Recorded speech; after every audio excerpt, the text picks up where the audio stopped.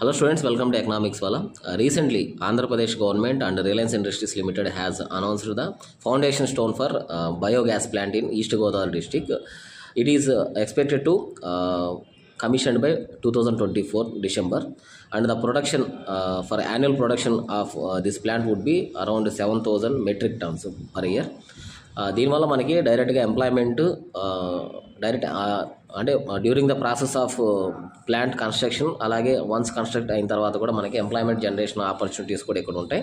దీనివల్ల ఏంటంటే clean energy ఫ్యూయల్స్ని, అంటే ఫ్యూచర్లో ఇండియా నెట్ జీరో ఎమిషన్స్కి 2070కి అచీవ్మెంట్ పెట్టుకుంది కదా, దీనికి ఇది కూడా వన్ ఆఫ్ ద ఫ్యాక్టర్ మనకి కాంట్రిబ్యూట్ చేస్తుందని చెప్పొచ్చు. అలాగే మనకి ఈ బయో గ్యాస్ ప్లాంట్స్ ఏంటంటే జనరల్గా ఆర్గానిక్ వేస్ట్ ఏదైతే ఉందో ఈ ఆర్గానిక్ వేస్ట్ని వీళ్ళు త్రూ ప్లాంట్ ఈ ప్లాంట్ ద్వారా ఏంటంటే రెన్యూవబుల్ ఎనర్జీ సోర్సెస్ కింద కన్వర్ట్ చేస్తారు.